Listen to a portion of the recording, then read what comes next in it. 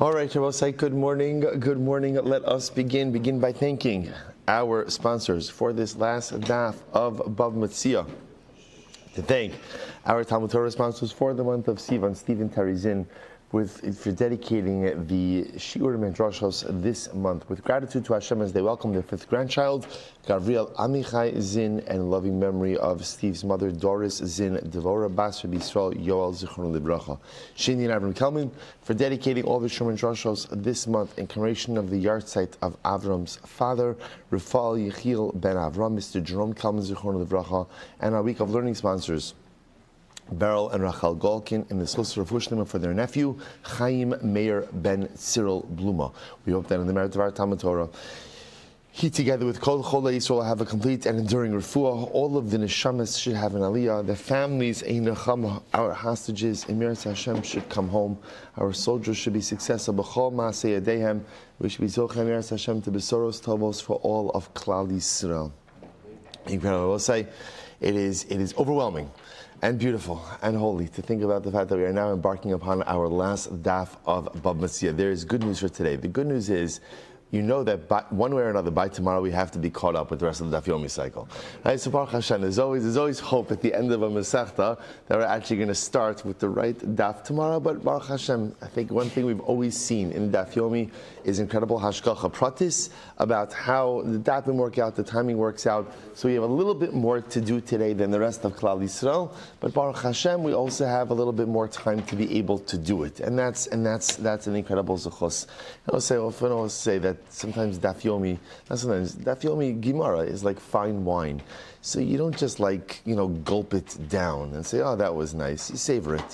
So sometimes it means you even drink it a little bit more slowly than you would normally want to drink it, because you just want to unlock the flavor of every beautiful droplet. So Torah alachas kama v'kama. Torah is better than anything. So sometimes the opportunity to just pump the brakes a little bit, slow down a little bit, and take it in. Just to ingest it into our neshama just a little bit more slowly is such an incredible schos. So with that, today's daf is Kuf Yud Tes, but we are starting nowhere near Kuf Yud Tes. We are starting on Kuf Yud Ches Amud Beis 118b, and actually the truth is, I ran through the Mishnah yesterday, so we actually have time. Let's just do the Mishnah. Hamotzi Zyevel Rishus Harabim. So we'll say a person goes ahead and takes their menorah out into the public domain. So we're going to see we're going to talk about this, interestingly enough, about certain halachas, the opportunity that one has to utilize Rishus Harabim for certain activities of daily living. Well, that's what we'll call it for now. So you're allowed to go ahead and remove your menorah out. And we'll discuss why someone is moving their menorah out into Rosh Hashanah. We'll talk about that. So the person who's taking it out has the ability to do so, but really can't let it linger there. In other words, you can take it out and then it's got to be removed. So really, it requires coordination. Let's say Reuven is the menorah owner and Shimon is the guy who's going to take it. So it requires some level of coordination between Reuven and Shimon. Okay. Ein shorin tid b'Rosh Hashanah. You can't go ahead and soak clay in Rosh Hashanah. Ve'ein lovnim levanim. Nor can you go ahead and make bricks. So I'll say, so the idea over here is these are more labor-intensive activities that take a bit more time. So again, we're going to see that you could utilize your Rishus Harabim for your own private needs and all this is referring to the fact that you have property adjacent to Rishus Harabim. So because of that, I really need Rishus Harabim a little bit as like a staging area. So you're allowed to utilize that, but you're only allowed to utilize it in short spurts of time. So any activity that's more labor-intensive, or really, it's not crucial labor-intensive, that's prolonged, you can't use Rishus Harabim. Aval govlin tit b'Rishus Harabim, but you can knead clay in Rishus Harabim, aval lo levanim, but not bricks. So bricks themselves can never be made in the public domain because that is too involved of a process. Habona Rishus Harabim, hamevi avanim mevi, v'habona bona. So we'll say if you are building in Rishus Harabim. Now, interestingly enough, look at Rashi. So we'll say, so remember again, if one is building in Rosh Hashanah, really what it means is if one is building in adjacent to Rosh Hashanah, so then halacha l'maisa, maybe if you're bringing bricks, stones, v'abona, v'mhizik, mishali mashehizik. So Rabbi says, so this is a very important halacha. What this is saying is like this. So what we're saying from this Mishnah is that there is a license to use Rosh Hashanah even for my own personal purposes, right? So again, I'm building a home adjacent to Rosh Hashanah. I'm going to need to stage to do certain things in Rosh Hashanah. Do I have a license to do so? Yes. But I will say, here's what's interesting. The Mishnah is teaching me, license does not mean freedom from responsibility. So whereas I have a right to, let's say, for example, using the example of the Mishnah, I have the right to go ahead and knead clay in Rosh Hashanah. Right? So what happens? So to build my home. So now some of the clay, falls out of the, I don't know what you need clay in, but let's call it the clay bowl, right? So some of the, right, that's the technical term, right? So some of the clay spills out and Shimon's walking by and Shimon slips and breaks his leg. I'm responsible for that. Now, the idea over here is, even though, of course, I have the right to go ahead and utilize it, but right does not mean freedom from responsibility.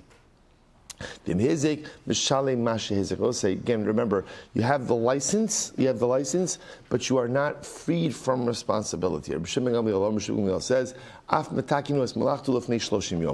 Shmuel even goes a step further. He even holds that halacha l'maisa, you could even use Rosh Hashanah as a more dramatic staging area. So you could even put materials in there up to 30 days. Up to 30 days before the project begins, in order to go ahead. Rashi says, "Metakin mizamin b'Rosh Hashanah ve'eno chayiv b'nezikin."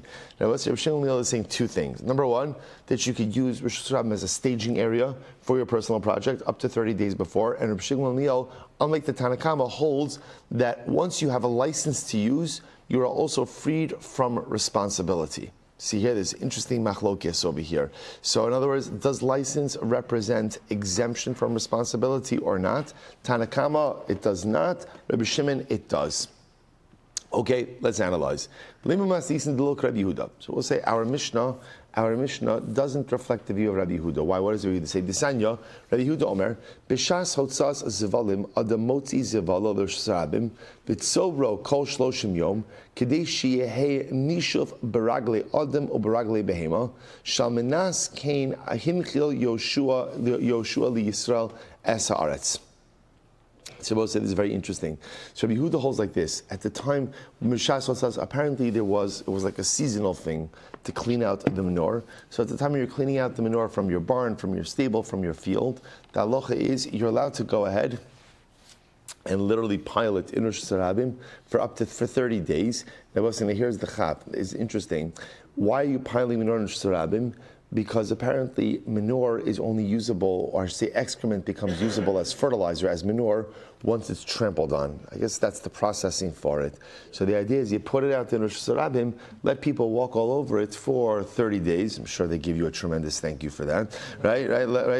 Walk all over it for 30 days, right? And then you take it back and utilize it. So we'll say, now watch this. Now Rabbi Yehuda holds that halacha l'maisa shal menas kain hinchil Yoshua liyisrael es haaretz, that this was one of the stipulations that Yoshua made in Eretz Yisrael. So now what does this mean? We've seen this before, that Eretz Yisrael is inhabited by Klal Yisrael based upon certain, we'll call it interpersonal or relationship contracts. There's an understanding of, in order to live in a land together, there has to be certain understanding, certain agreement, and certain collaboration between different segments, or in this case, again, different tribes of Eretz Yisrael, different individuals of Eretz Yisrael.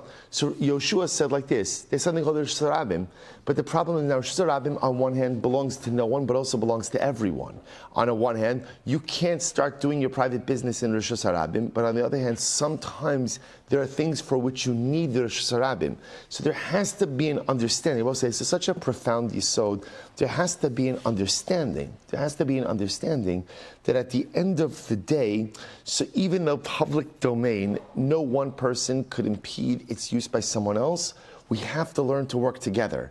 And sometimes learning to work together means I'm going to give up something of mine so that right now you could benefit, because later on you're going to give up something of yours so that I could benefit. So therefore, again, the rabbim are going to give up right now a little bit of convenience of Rosh Hashanah. There's going to be manure everywhere, right? In order, because Reuven needs this, but it's okay because next week Shimon is going to need it, and then Levi's going to need it, and we're all going to have our opportunity when we sacrifice for each other. When we sacrifice for each other, at the end of the day, we all mutual benefit. I think if there's sometimes one of the greatest lessons that we still have yet to learn is this concept that in order to be able to go ahead and live together in Eretz Yisrael, the way Yoshua, the way HaKadosh Baruch Hu set it up, is we have to be willing to sacrifice for each other.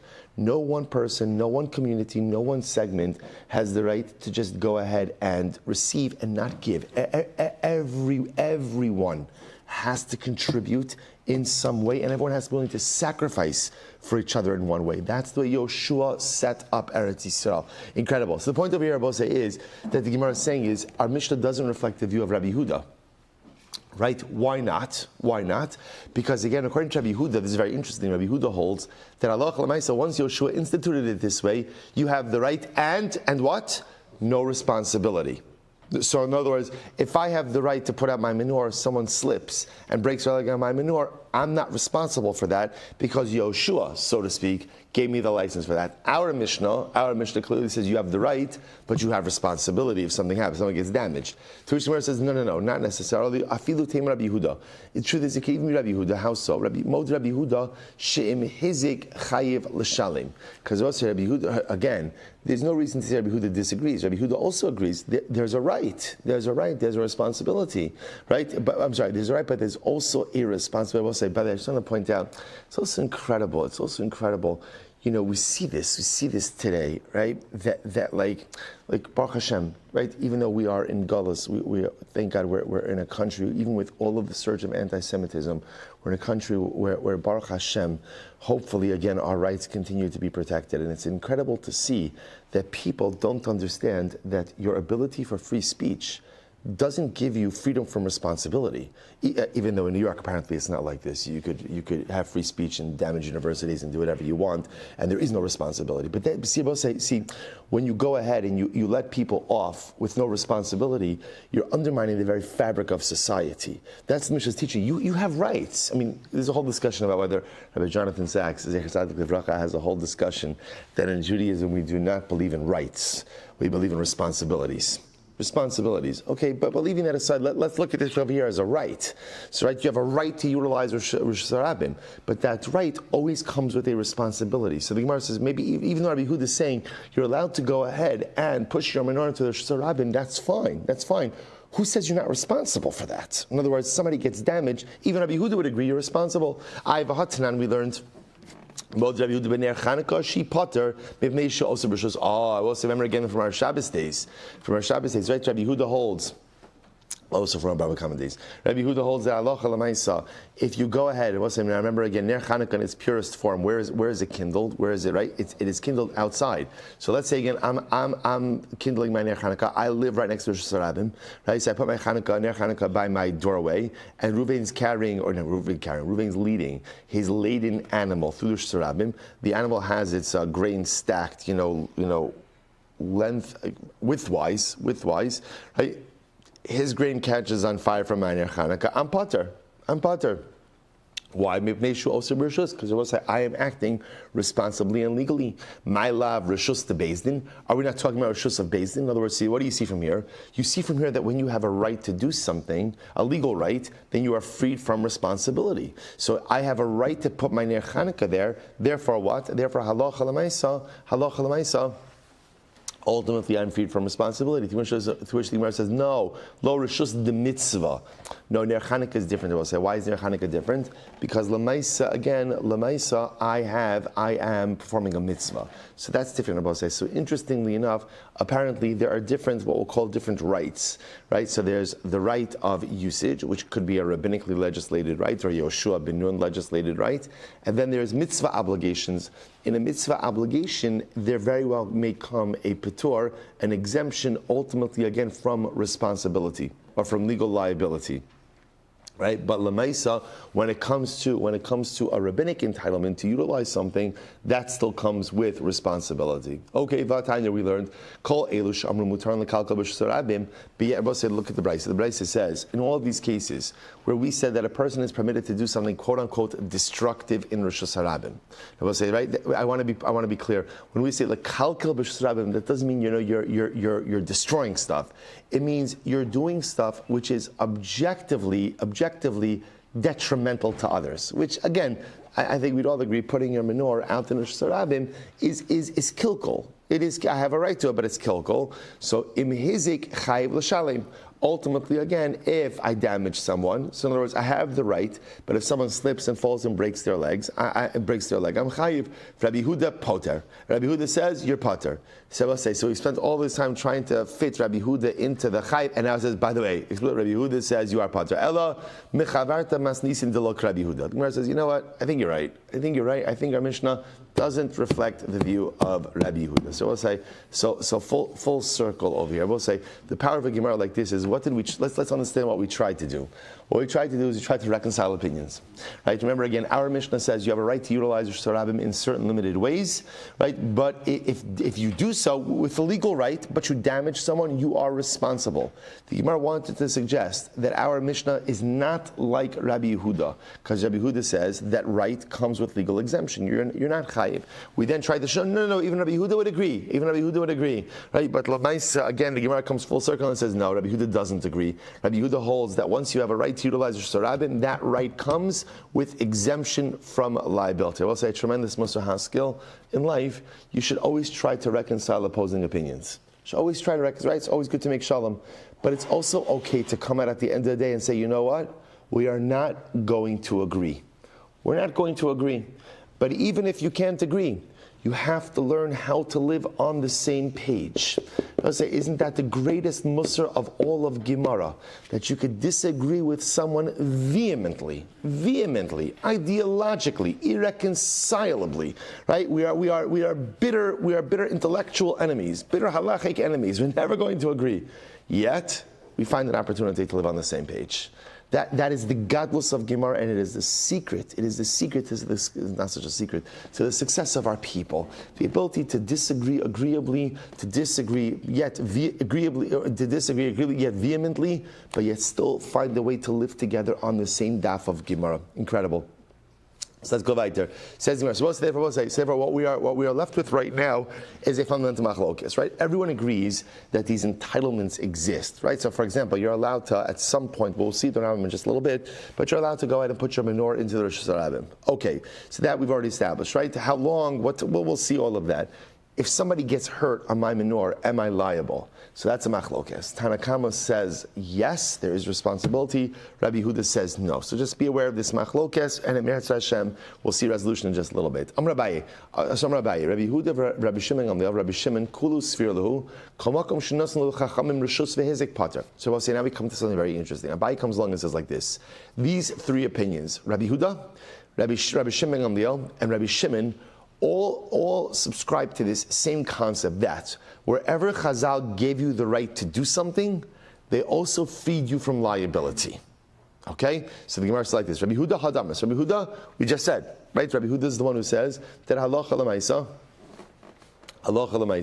if you go ahead and you empty your menorah into Rosh Hashanah, right, and somebody gets hurt on it, you are pater. That's it. So that's Rabbi Huda. Wherever there's a legal right, there's also exemption from liability. Rabbi Shimon Gamliel, what does Rabbi Shimon Gamliel say? Interesting case here. This is not Rabbi Shimon Gamliel Omer, af metakein hu es malachto lifnei shloshim yom. Now both say, Rabbi Shimon Gamliel is our Mishnah. Right? Our Mishnah, what did he say in our Mishnah? You can even stage, right? I'm building a home next to Rosh Hashanah. I want Rosh Hashanah property. Right? Some people want waterfront, some people want Rosh Hashanah. So I'm building a house right by Rosh Hashanah. And now again, Rabbi Shimon Gamliel says I could stage the materials there for 30 days beforehand. And halacha l'maisa, I go ahead and if something happens during those 30 days, I am permitted to go, I'm exempt from liability. Okay, that's Rabbi Shimon. What's Rabbi Shimon? The Gemara says, this nine haya ma'amido ba'aliyah sarach she'ei tachtav ma'aziva shlosha tfachim ubekira tefach. So we'll say this is actually an interesting case here. So the Gemara says as follows. Look at Rashi. Haya ma'amido ba'aliyah. Rashi says over here, Mishnahi b'Bava Basra. Oh, okay. Bava Basra shbelo yachbar lo yamod adam taner b'soch habayis ela imkein yesh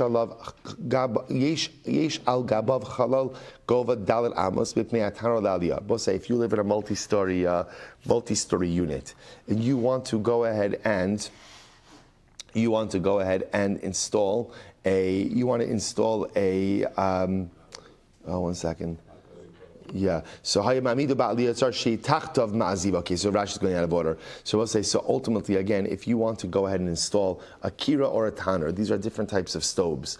The point is, you have to have a certain amount of space above the stove and a certain layer of plaster underneath the stove.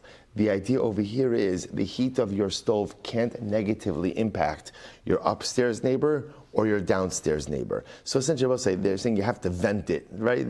So okay, we have there has to be airspace above and layers of plaster below. So that's the lashon of air. If you're having your oven in an aliyah, we'll say I'm not getting into it now, but there's a difference in halach between a kira and a tanur, two different types of ovens. But again, for our purposes, it's not. We don't need to get into this right now. So if you're putting your oven in an aliyah, there has to be a layer of a 3 tefach layer of plaster underneath it. Ubikira tefach, that's for a tanur, and for a kira, which is a smaller oven, 1 tefach. 1 tefach. V'im hizik mishalim masha hizik. But ultimately, I will say, so let's say you took these precautions, right? In other words, I had 4 amas of space between my oven and the ceiling. I had 3 tefachim of plaster underneath my oven as well. And we'll say, despite that, so I took the necessary precautions, and despite that damage occurred, Tanakama says, Yechayiv. Rabbi Shimon says, listen to this incredible. Rabbi Shimon Omer, Lo Amru Kol Hashim Halalu, El Shem Hizik Pater Milashalem. Shabbos said, this is really quite amazing. Rabbi Shimon says, no, that's the whole point. The whole point of these obligations is, once you've taken them, or precautions is, once you've taken them, you are free from liability. Rabbi said, this is, we're going to get into Zohar Basra, but this is really fascinating. In other words, I did what I was supposed to do, but damage still occurred. Am I liable or not? The Tanakama says, yeah, of course you're liable. I got it. I don't know. Maybe there's something with your kira, or maybe there's something else going on. Maybe there's about the type way that you're cooking. Whatever it is, Tanakama is going to say, even though thank you for taking the necessary precautions, but if you damaged, you are still going to be chayav. Rabbi Shimon says no. Shabbos says, so again, we're lumping Rabbi Shimon here. What does Rabbi Shimon essentially say? When you do what you're supposed to do, right, then Allah Chalamaysi, you are freed from liability. So I just want to point out, Rabbi Huda and Rabbi Shimon Gamliel are talking about cases of permitted usage. When you have a permitted right of usage, you are exempt from liability. Rabbi Shimon is talking a little bit of a different case where you've done what is obligatory upon you, you are freed from further damage or any potential damage. Okay, but we're lumping them all together, that essentially all of them subscribe to this idea that when you are operating, right, within the parameters of your legal rights and damage occurs, you are not chayiv for that. Incredible.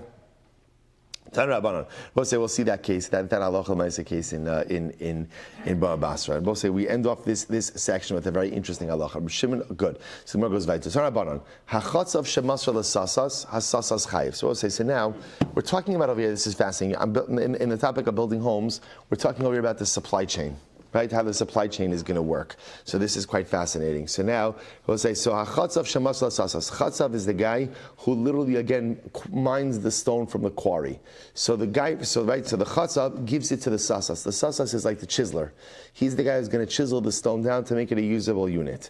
Right. So once the quarrier, we'll call him quarrier, goes ahead and gives it to the chiseler, ultimately again asasas chayiv. So the chiseler takes responsibility, and ultimately again the quarrier is no longer obligated if any kind of damage occurs. Hasasa shemasar lechamar. So again, once the chiseler gives it to the donkey driver, the transport guy, then achamar chayiv. Then ultimately liability shifts to the donkey driver. Hachamar shemasar lekasef. Once the donkey driver gives it to the carrier, this is the guy who literally carries the star on his back, right? So ultimately akasav chayiv. So once the guy who's carrying it gives it to the builder, ultimately again the builder is chayev. Abanai chayev. So what it's saying is again, once each person does his job and hands it off to the next guy, he's freed from liability, and any damage that occurs devolves upon the guy who is currently handling the stone. Habanai shemasla adrikal. So once the builder, so to speak, gives it to the bricklayer, so adrikal chayev. Ultimately again the bricklayer is chayev any damage that occurs. V'miniach even ala dimos ve'zika. Once you go and you put the stone, you put the brick on the wall, and now let's say it falls off and it does damage. What's the halacha? Kulan chayavin. Interesting. everybody involved in this process shares in liability. So in other words, during their respective jobs, they each have personal liability. But once it's put on the wall, and then it falls off, and let's say it does damage, there's collective liability. The Gemara says, okay, v'hatanya achron chayav v'kulan peturin. I learned in a braysa. How could that be? It could only be that the bricklayer is going to be chayiv and everyone else is going to be pater. To which the Gemara will say, lo kashya kan b'schiros kan b'kablonos. So I'll say this is actually quite fascinating over here. Ultimately, everything depends on the nature of the engagement. So I'll say there are two different ways that you could hire this group. You could hire them ultimately, again, b'schiros. Schiros is you're hiring each of them as independent contractors, right? I'm hiring a quarrier, I'm hiring a chiseler, I'm hiring a transporter, I'm hiring a porter, right? I'm hiring a builder, a bricklayer, right? And each of you guys are individuals, so obviously when they're doing their respective jobs, they're chayiv. Once they finish their job, they're out. Kablonos means I'm hiring them as a group. This is a chevra, I'm hiring this as a group. When I hire them as a group, interestingly enough, when they're each executing their own jobs, again, there's personal liability. Once they finish their individual jobs and the brick is laid down on the building, then they once again assume collective responsibility for what happens to that brick. So quite interesting. In other words, so if that brick is put on the wall, then it falls off, it breaks, or it falls off and hurts someone, there'll be collective responsibility for that. Now, how long that extends for is a different discussion, but that's the halacha. So I'll say, I just want to mention to you, just the Rambam in Hilchos Niskei Mam and Halacha Yogimah very quickly, because we do have to finish the daf today. So he says over here, Yesh l'cha adam lahotzias hazeva v'agalalu m'rishus harabim b'shas otzas zvalim. So we'll say, the way the Rambam understands this is that halacha l'maisa, yes, there was a menorah season. A menorah season. I know it feels like you want to be out of town for that, right? But lamaisa, there is such a thing like that. And during menorah season, you could bring out your menorah to Rishus Harabim. You could do that. Not only there, you could keep it piled up there for 30 days. What was the whole chap? Pedestrian traffic trampling over it. Pedestrians, wagons, animals, that's the whole chap. And it makes it into usable fertilizer. Now, both say, now again, so therefore there is a license to use this. And the Rambam goes through all the different things that you could use Rabim for. But we'll say, here it is. V'afal pikein, im hizik chayiv l'shalem. So I will say, the Rambam paskins, whereas you have this right, the right does not free you from liability. So therefore, again, you have the right to put your menorah out there, but if something happens, someone is injured, you are absolutely unequivocally responsible for any damage that occurs. So I'll say, so he passed like the Tanakama, not like Rabbi Huda, not like Rabbi Shimon Gamliel, and not like Rabbi Shimon. Incredible. Good. We'll say that's the halacha l'maisa. So let's go weiter. There's a lot more, by the way. There's a lot more to this because it happens to be this concept of how you're allowed to use Rishus Harabim for what time frame, for what activities is fascinating. But again, for our purposes for today, that will suffice. Mishnah. Oh, sorry, last Mishnah, Maseches Bava Metzia. Last Mishnah. Okay, Shtei ganos zu al gav zu. Vayerak bein saim. Suppose say this is a fascinating case. To illustrate this case, the best way to illustrate it, we'll say, is one of the most incredible things that you can see in Eretz Yisrael is terrace farming. Right? So what's terrace farming? When you live in a mountainous region, so remember again, generally in order to go ahead and farm, right, you have flat land. Well, what do you do in a mountainous region? So what you do is you carve out stages of the mountain. So that's where, if you ever see this, well, so you can see this everywhere in Eretz Yisrael, everywhere. You see this lot in Eretz Yisrael where again, essentially, what they do is you have a little bit of a flat area, then what they'll do is they'll carve out part of the mountain, put in a retaining wall, essentially a retaining wall, right? And then you have another field, and then a retaining wall, and then another field. So in this case over here, it doesn't have to be a retaining wall. You have two different gardens, right? Two different gardens on two different levels. So imagine for a moment, Reuven has an upper level garden, Shimon has a lower level garden, and there is a wall of dirt. There's a wall of dirt in between those two. So literally, terraced farming. Terraced farming, there's a wall of dirt in between. Now, what's the chap? This is fascinating. Suddenly now, there are vegetables growing out of the dirt wall, the retaining wall. So what's the shaila? Who gets that produce? Who gets that produce? So here we go. So there is produce growing out of the retaining wall, right? So what's that? Rabbi Meir says it belongs to Ruvain, the upper garden. Rabbi Yehuda Omer Shal Tachton, no, it belongs to the lower garden. Rabbi Meir, Im Yirtzah Ha'elyon Nikach Es Afro Ein Kan Yerek. So Rabbi Meir says like this: I'll tell you why it belongs to the upper guy, because if the upper guy wants to take away his soil, right? If he wants to take away his soil, then there is no produce. In other words, remember, so what Rabbi Meir essentially is saying is that vegetable is growing in the soil of the upper field, right? So now, granted, it's coming out of the side, coming out of the retaining wall, but it is growing in the soil of the upper field. So to speak, if you were to take away the soil of the upper field, there would be no growth. Rabbi Yehuda, Im Yirtzah Tachton Lamalos as Gano Ein Kan Yerek. Well, I can say like this: if Shimon decided that he wanted to fill in his garden with dirt, right, and make it even to Ruvain's, there would also be no vegetable, right? So in other words, there'd be no room for the vegetable to grow. So therefore, again, it should belong to Shimon, to ultimately the lower garden. Rabbi Meir, so we'll say, so therefore, this is machlokes Rabbi Meir and Rabbi Yehuda. So Rabbi Meir says it belongs to the upper garden because it's growing in his soil. Rabbi Yehuda says it belongs to the lower garden because Lamai says only because the lower garden chooses not to fill in his field that this vegetable could grow at all. Rabbi Meir says like this: Me'achar sheshnein yecholim limchos ze al zeh. So Emir says, since the truth is both of them seem to have a valid taina, so we look from where does this vegetable derive its sustenance. Now look at Rashi. Rashi says over here, 3 lines up from the bottom, so Emir is saying like this, you're right. So Emir is saying to Rabbi Yehuda, I hear your point, but at the end of the day, from where is this vegetable deriving its sustenance? And the answer is the soil of the upper field. So therefore, again, by definition, it should belong to the upper field. So the Gemara goes back to I'm sorry. Here, Rabbi Shimon, Kol Sha'elyon Yochol Lifshot Es Yadov Litol Hare Hu Shalo. So Rabbi Shimon says that essentially like this: wherever the reach of the upper garden could extend to. So when Reuven stands in his garden, wherever reaching down, wherever he could reach, that's his. Now obviously we'll say, this is not going to apply if he could reach down into Shimon's garden. Obviously it's not going to apply to him. What it means is anything that's growing out of the side wall, the retaining wall, if he could reach it, it belongs to him. Vashar shal tachton, and anything else that he can't reach, ultimately goes ahead and belongs to Shimon. So interestingly enough, Rabbi Shimon seems to suggest a little bit of a middle of the road approach, which is that halacha l'maisa. So we have this machlokes Rabbi Yehuda, Rabbi Meir. Rabbi Meir is saying stuff growing out of the side retaining wall belongs to the upper garden. Rabbi Yehuda is saying stuff growing out of the retaining wall belongs to the lower garden. Rabbi Shimon says like this: essentially, if Reuven standing in his upper garden can reach it, on the retaining wall it's his. If he can't reach it, it belongs to Shimon. All right, Rabbi said last Gemara, Amar Rava beikaro kuli amalo pligi de elyon havi ki pligi benofo.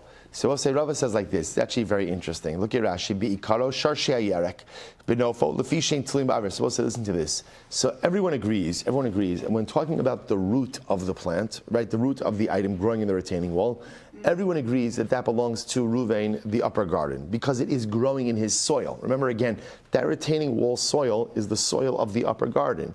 So everyone agrees that when it comes to the root, ultimately, again, the root belongs to Ruvain. So what's the machlokes? The machlokes ultimately, again, is benofo, the leaves. The leaves. Now, we'll say, what's the issue with the leaves? Because the leaves are hanging into the airspace of the lower garden.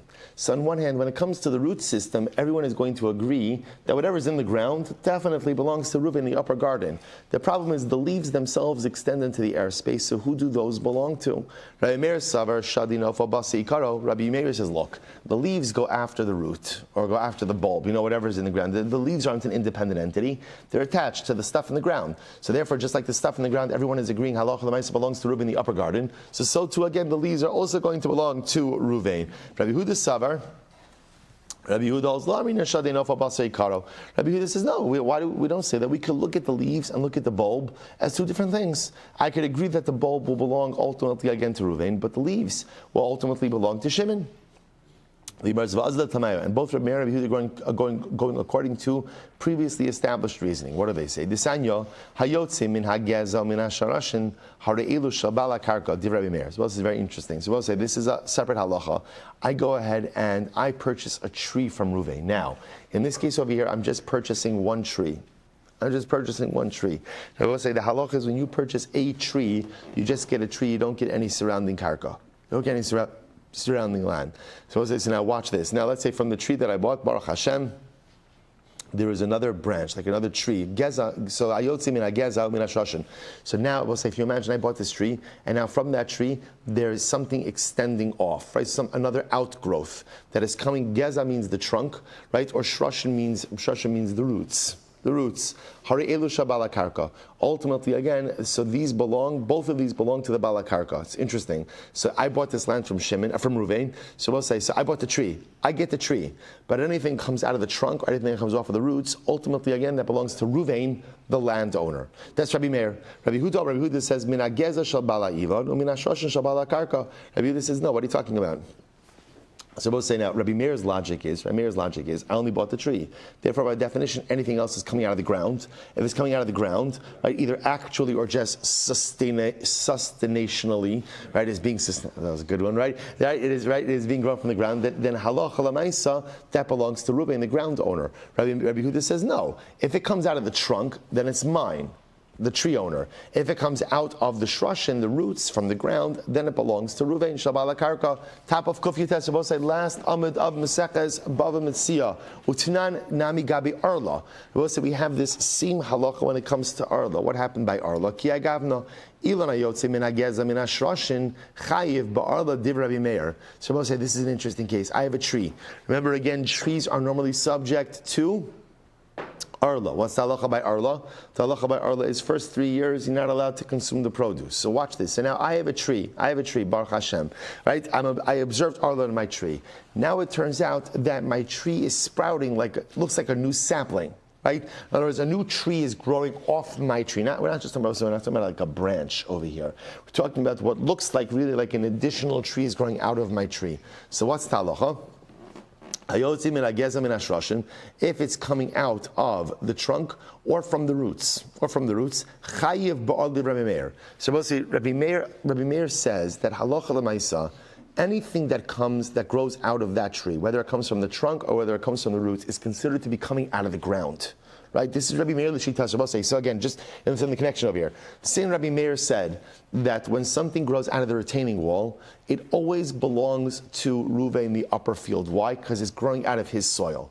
And if it's growing out of your soil, then it belongs to you. So Rabbi Meir is espousing the same idea when it comes to trees. Right? That halacha l'maisa, again, if I buy a tree from Ruvain, right, and now something is coming out of that tree, a new tree is growing off that tree, whether it's from the trunk or whether it's from the roots, it belongs to Ruvain, the landowner. Anything that comes from the ground belongs to the owner of the ground. Arla, I have a tree, and I already observed Arla with my tree, and now a new tree is growing out of my tree, whether it be the trunk or the root system. Halacha l'maisa, now that new growth is subject to a new Arla cycle. If it comes from the ground, it belongs to the ground. Rabbi Huda says, min ageza pata min ashrashin chayiv. Rabbi Huda says, no.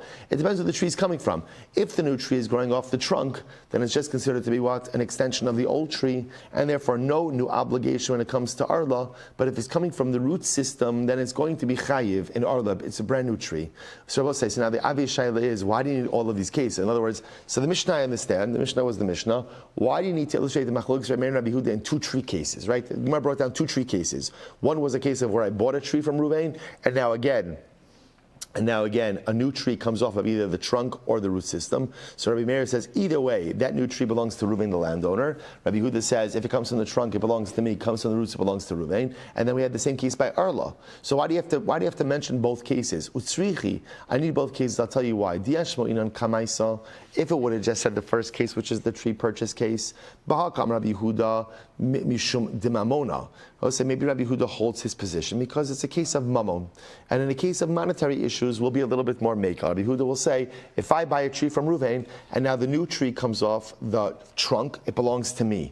It belongs to me, the tree owner. If it comes off the roots, then it belongs to Ruvain, the landowner. So maybe he'll hold that way in a case of mammon, in a case of monetary issues.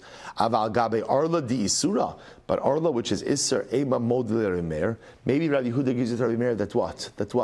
that growth, that new growth is always subject to Arla. Wherever it goes ahead and it grows from, Kamash Malanda, no. The Rabbi Yehuda holds his position even in a case of Arla. The Itmar Bahan, if you would have just only said the Arla case, Baha Kam Rabbi Meir, that's the case Rabbi Meir holds his position. Aval, Bahi, maybe only in the case of Arla, Rabbi Meir holds his position that everything that comes from the ground, that everything is considered to belong to the ground. But maybe in the case of a sale of a purchase, Rabbi Meir doesn't hold this way. Therefore, again, or agrees with Rabbi Yehuda. Therefore, tzricha. Therefore, I need both cases. So, bottom line, we are left with the fundamental machlokes that really begins in the Mishnah, and that's where we're going to remain focused. We're going to remain focused for ourselves in the Mishnah right now. So I'll say, so again, we're left with essentially this machlokes of Reuven and Shimon are terraced farmers. Reuven's on top, Shimon's on the bottom. There's produce growing from the retaining wall, from the side wall. Who owns that? So Rabbi Meir says anything that grows from the soil of the upper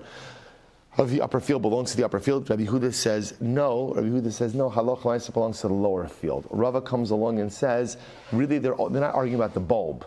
Anything that grows in the ground, everyone is going to agree, ultimately belongs to the upper field. The shaila is on the leafy part that extends out of the ground. Who does that belong to? Do we say that since it comes from the bulb, it belongs to the upper field, or since it's in the airspace of the lower field, it belongs to the lower field? And now we see this is a far-reaching machlokes of Rabbi Meir and Rabbi Yehuda that we now see in our Mishnah. We now see in the case of a purchase of a tree. That's case number 2, and we also see in the case of Arla. Halacha l'maisa we'll see in just a moment. Let's go back to Bosai. Last section of Maseches Bava Metzia. Wow. Okay, Rabbi Shimon. Kol sha'elyon yachal livshot. Rabbi Shimon says that what's the halacha? Rabbi Shimon gives an interesting approach. He says, here's what we're going to do. Anything that Reuven could grab from the upper field is his. So in other words, whatever produce he could grab from the retaining wall, right, from standing in the upper field, that belongs to him. Anything that he can't take a hold of, ultimately, again, goes ahead and belongs to Shimon, the lower field. Says the Gemara, Amri Dibei Rabbi Yanai, U'bilvad shelo ye'enas. And I will say, this is interesting. What does it mean that he's able to reach it? So I will say, so what it means to be able to reach it means reach it with ease, right? In other words, if Reuven goes ahead and calls over his friends, right, and they're holding him by his feet, lowering him down, right, and he's picking vegetables like nobody's business out of the retaining wall, that's not called able to reach. Able to reach means you're able to reach with relative ease. Whatever. It doesn't. Obviously, he's bending down to get it because it's on the ground, but he's bending down and he can reach it with relative ease. If he can reach it, and again, obviously, I will say this is still somewhat subjective, right? But lamaisa again, if he can reach it with relative ease, then halach lamaisa belongs to him. Okay, so the Gemara says, "By Ravanan v'Tim Rabbi Yirmiyah, magia lenofo ve'in magia leikaro, or magia leikaro ve'in magia lenofo mai." So I'll say, what happens if Reuven could reach quote unquote with relative ease, but he could only reach the leafy part, but not the bulb, or he could only reach the bulb, but he can't reach the leafy part. So we'll say, thinking to yourself, how can you ever reach the bulb and not the leafy part? So Rashi points out, it could be a case where the way it's growing is diagonally, where part of the bulb is exposed. So if you can imagine, the plant that's growing out of the retaining wall is facing downward, and part of the bulb is exposed. So it's easier to grab the bulb than it is to go ahead and grab the leafy part. So in other words, what happens if he can reach it, quote unquote, with relative ease, but he can only reach part of the growth and not the entire thing? Teku. Gemara says we're not sure what to do with that. All right, I will say last section. So here's Amr Ephraim Safra Tamido Shoresh Lakish. So Ephraim Safra, that's his name. Ephraim, the scribe, who was the Talmud of Reish Lakish, said in the name of Reish Lakish, right? So Amr Ephraim Safra Tamido Shoresh Lakish Mishum Reish Lakish. Halacha K'Rabbi Shimon. The halacha was Rabbi Shimon. Rabbi say, meaning what? That halacha l'maisa, the way to go ahead and resolve this issue about who retains the retaining wall produce is whatever Reuven, the upper garden owner, upper field owner, is able to grab with quote unquote relative ease is his. Everything else is not his. So I will say, so that's the way Gemara is suggesting that Reish Lakish paskins. Now, before we get to the last two lines, how do we paskin halacha l'maisa? So the Shulchan Aruch writes this. So the Rambam, very quickly, the Rambam writes, Hilcho Shchenim, Parak Dal Halachat, Shtei Ginos Zu Agav Zu, Vayarak Ben Sayim, Begova Ave Arsh Beineim, Kol Sha'elyon Yochel Livshot Esedav Lita also Mikaro Harehu Shelo Obilvad Shelo Yenos Es Atzmo Vashar Shal Tachton Haya Magila Nofa Ve Magili Karo Loita. So we'll say, listen to this. The way the Rambam paskins is that halacha l'maisa, we accept this idea of Rabbi Shimon. Says Rabbi Shimon that halacha l'maisa, whatever you could reach, whatever Ruvain, the upper field owner could reach, is his. Whatever ultimately, again, he can't reach is not his. Now the Rambam throws in one caveat over here. It has to be the ability to reach the bulb in the ground. If all he could reach is the leafy part, that's not enough. He has to be able to get into the ground and actually pull out the plants. As long as he's able to do that, then halacha l'maisa, it belongs to him. Unable to do that, then halacha l'maisa, again, it does not belong to him. So we literally see that the halacha accepts the position of Rabbi Shimon. Okay, so we'll say, so that's the halacha l'maisa. How does the Gemara end? The beautiful end to the Gemara. So the Gemara says, Amru Kamei de Shavar Malka. They said this in front of Shavar Malka. So we'll say, who's Shavar Malka? So Rashi says over Kamei de Shavar Malka. Linear Rashi says, Malka Mamish, Umelech Paras Haya. So Shavar Malka, King Shapur, was literally, again, an actual Persian king. He was a Persian king. And we'll say, what happened? So why are they saying this over? Ubaki Bedina. So apparently King Shapur had a real interest in legal systems and in Jewish law. So they used to share some of these halachos with him. Umelech Parasaya, Ubaki Bedinim, Ba'amru Lahad Rabbi Shimon Demasnisin Kamei. The Kalsa. So ultimately, so they said this in front of King Shapur. Okay. So by the way, Tosas also points out over here. He says, Nir Lefarish Kiper Shakuntras, the Shavar Malka Hayabaki Bahalachas. So again, they're saying this over in front of a Persian king, King Shapur. Why? Because apparently he was very well versed in halachas. And what did he say? Amr Lahu Apirion Nimtie Rabbi Shimon. Extend our grace to Rabbi Shimon. Rashi says, Chen Shalanu. Essentially, both say this was a Persian shkoyach, right? A Persian shkoyach was nimtie, right? Apirion nimtie. Give our grace, give our chen, ultimately again to Rabbi Shimon. We'll say incredible Gemara. So we'll say, so this is how the Masechta ends. So we'll say, so first of all, it's so fascinating that at the end of the day, King Shapur goes ahead and makes it at the end of the Masechta, right? He is the last personality mentioned over next to Rabbi Shimon. Why is King Shapur? So we'll say, just that's very striking. Shavar Malka is such a fascinating name. So it's really Shapur Malka, but the way the Gemara calls him is Shavar Malka. So we'll say, so why is he here? So we'll say, because at the end of the day, if you think about it, we're all Shavar Malka. What does that mean? We'll say Shavar Malka represents the totality over here. Shavar means broken, and Malka means monarchy. I'll say each and every one of us possesses this dialectic, these two parts to us.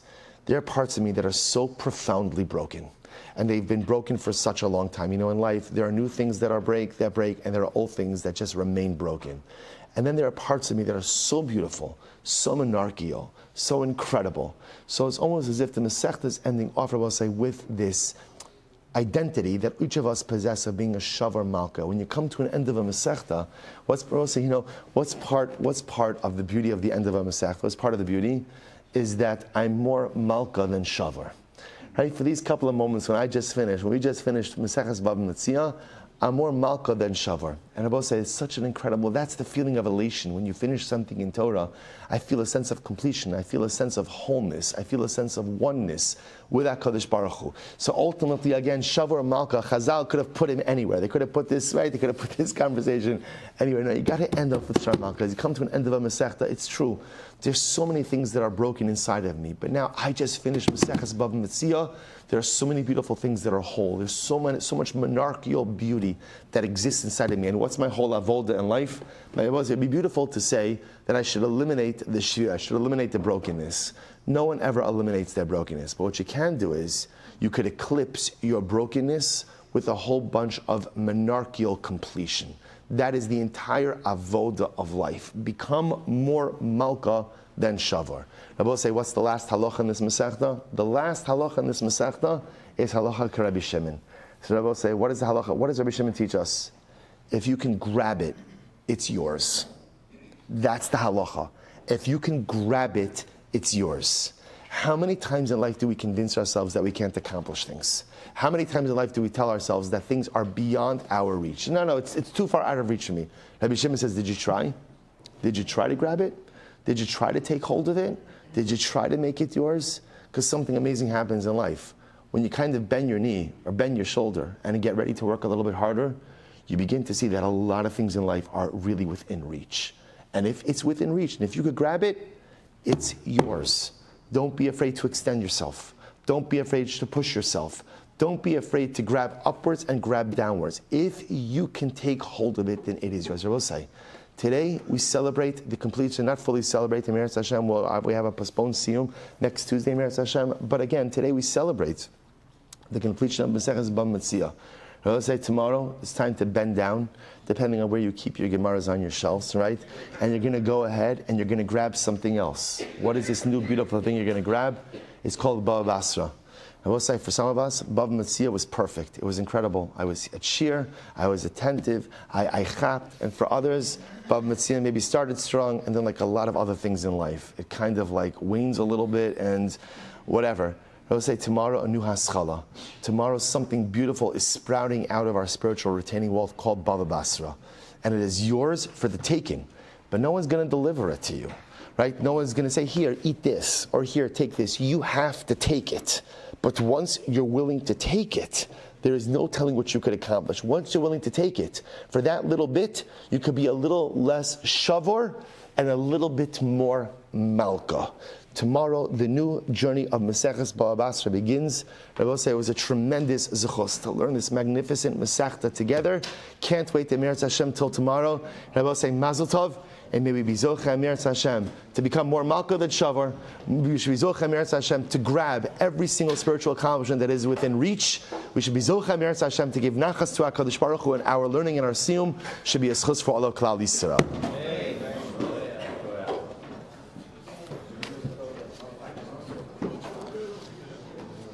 All right, Chevron Zoom, Mazel Tov, everyone. Mazel Tov, Mazel Tov.